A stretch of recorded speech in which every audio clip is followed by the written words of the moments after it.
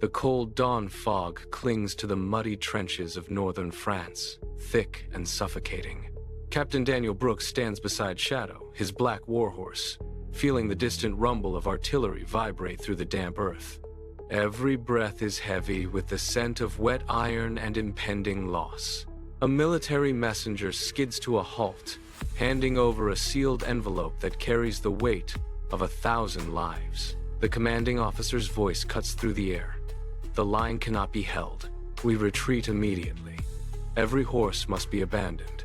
A heavy, crushing silence falls over the men. Soldiers strip saddles with tear-streaked faces, but Daniel remains motionless. His hand rests firmly on Shadow's neck. The officer's gaze hardens. Captain Brooks, you heard the order. The horse stays. Daniel tightens his grip on the reins, meeting the officer's eyes. With respect, sir, I cannot leave him behind. You face a court-martial for this, the officer warns. Daniel's jaw sets as he looks toward the distant trees. Then I will find another way. He turns from the retreating line, leading Shadow into the first rays of sunlight piercing the cloud. The race begins with a surge of adrenaline. Daniel leans low over Shadow's neck, feeling the powerful rhythm of the gallop. His boots press into the horse's flanks as they charge across the uneven, cratered terrain. The bridge looms ahead, a narrow strip of stone over the rushing river. Through the rising dust, the lead military truck appears, its engine roaring like a beast. Daniel guides Shadow toward a shortcut through the tall, golden wheat, his eyes fixed on the distant crossing. The trucks are faster on the flat road. Daniel shifts his weight as Shadow leaps over a rusted artillery piece. They hit the embankment at full tilt, hooves sliding on loose shale before finding grip. The lead truck reaches the entrance. Its horn let out an aggressive, mechanical blare. Daniel draws his pistol, signaling his intent. He is only 50 yards away. The truck swerves to cut him off, but Shadow skids onto the stone planks with a desperate burst of speed. The truck slams its brakes, skidding sideways to block the path. Daniel does not look back. He gallops into the thick tree line on the friendly side of the river. The bridge is clear. They have made it. Of engines screams behind them. Daniel digs his heels into Shadow as military trucks kick up thick plumes of choking dust. Shadow's coat is slick with sweat and mud, his breathing ragged but his spirit relentless.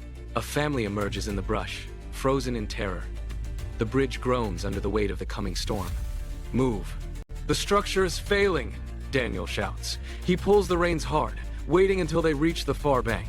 A support beam snaps like a gunshot. Daniel urges Shadow onto the rotted planks just as the walkway tilts at a sickening angle. Shadow loses his footing, hooves scrabbling against splintering wood. Daniel is slammed against the railing, his boots sliding toward the abyss.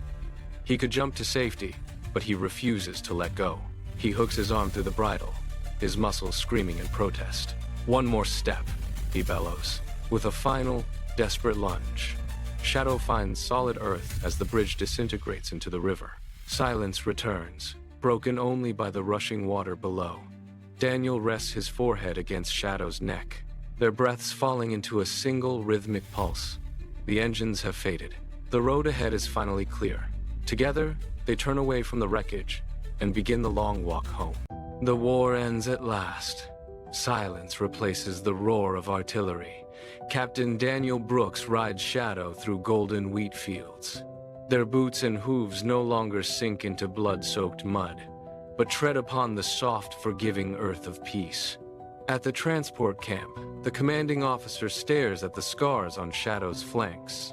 He signs Daniel's discharge papers with a heavy hand. Every soldier deserves to go home, he says. Days later, they dock at the English coast, where the air smells of salt. In the crowd, Sarah stands clutching a young boy's hand. Michael breaks away, sprinting toward them. Dad! Daniel falls to his knees, wrapping his arms around his son. Sarah buries her face in his shoulder. Michael reaches out to Shadow, whispering, "You are the hero." Years bleed into a quiet routine. Under an ancient oak, Daniel's hair has turned to silver. Shadow rests a heavy head on his lap. As the sun dips below the horizon, one truth remains. Some promises hold firmer than steel. They are finally home.